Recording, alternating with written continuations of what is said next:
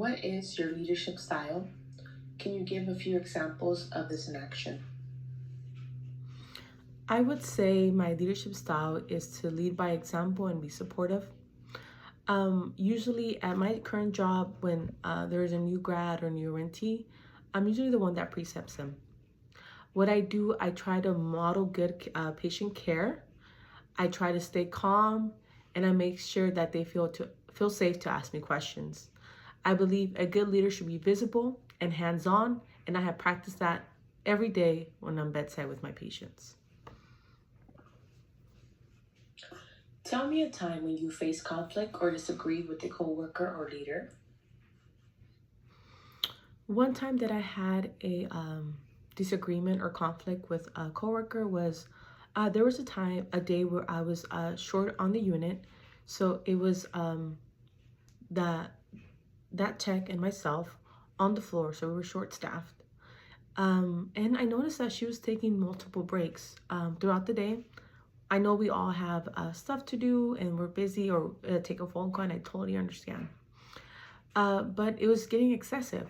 And so I told her about halfway through the shift, I told her that it was important for us to communicate uh, if we were going to take breaks, because it's not safe to leave one person on the unit with multiple patients. So I told her that she needed to communicate with me if she was going to take a little bit longer or that she needed a break.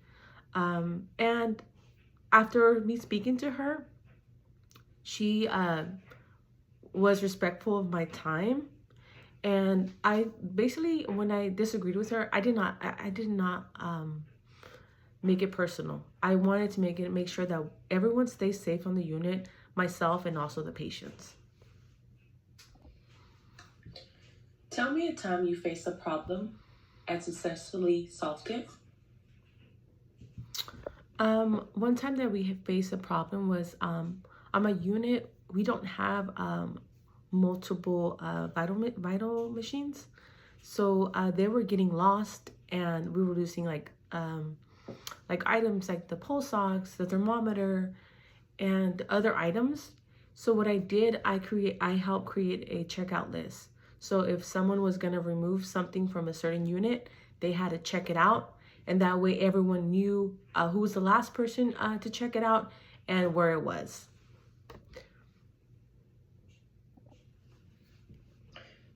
Tell me a time you faced staffing shortage, either from a leadership or employee situation. What were your actions related to being understaffed?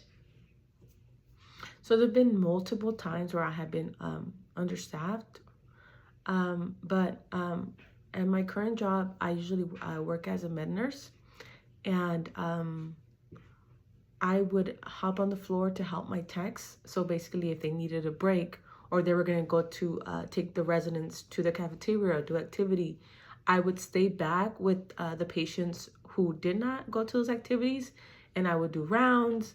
I make sure I did laundry. I was doing everything. So I want to ensure that I am hands-on, and when someone needs a hand, that I'm there for them. What is your strategy for retaining employees and maintaining morale on the unit? So my strategy for maintaining employees and lifting morale is I want to make sure that everyone on the unit feels respected, supported, and recognized. So I feel as a manager, I want to take the time to recognize when someone does a good job. I listen to their concerns and I follow through. So even as an LVN now that I work as, I try to keep a positive attitude, and I feel that people stay at places where they feel valued, and that's going to be one of my priorities. How would you offer feedback to employees? So I would offer feedback right away. I would specifically do it in private and be specific and kind. I would point out what I saw and why it matters to the patient, and I would show them a better way of doing that, better rather than correcting them. So and if someone does something well, I'm gonna go ahead and point it out, like, hey, you did a good job, and I feel like that helps build confidence. So I want to be that same way when I'm a manager. I want to be able to have a two-way conversation with my staff. Give an example of how you embrace culture differences and diversity in your team.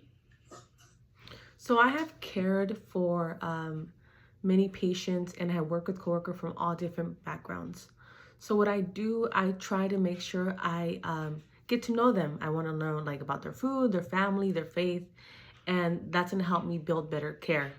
And then when it comes to my coworkers, I make sure everyone's included and everyone feels heard. So I would try to bring that same respect into the unit, into my unit that I run. How would you approach an underperforming employee? How would I approach this? I would make sure I speak to them in privately. I want to make sure I find out what's going on. It could be maybe a skill gap or something else happening outside of work. I would set clear expectations and support to how to get there. Maybe they will need like extra training or they need closer check-ins. And I would make sure that I document what's going on and give them a chance to improve rather than having something more formal, like a more formal approach. So I feel like when people are giving set expectations and they know that they are supported, they do better and improve along the way. How would you approach an angry client? So when it comes to like a family member or patient, I would try to stay calm and listen through what they have to say. I would not try to get defensive and I would acknowledge what they feel. And if I can, I would take them aside privately and I would tell them what I'm gonna do and by what time. So I feel like most people tend to calm down after they feel heard and they know that some action is gonna be taken. How do you commit to professional development? I'm committed to growing. So applying to this role is part of my growth. I always tend to ask questions and I try to learn from others around me. That can be other RNs or managers. And as a leader, I want to help my staff grow too, the way others have helped me. And I see this unit manager role as a real step for me becoming a better leader and a stronger nurse.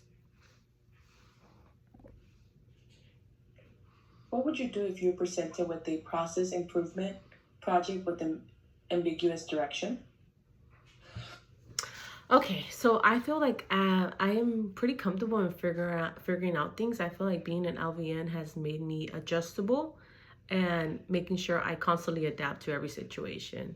So if a project does not have clear directions, I'm gonna start by asking questions first. I'm gonna try to understand the goal and what makes the project, what does success look like? I'm gonna try to involve other staff, someone who's done this before or has done this day to day.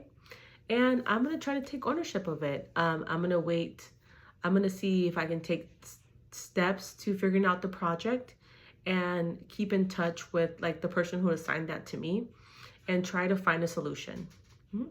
So that completes my interview. Thank you.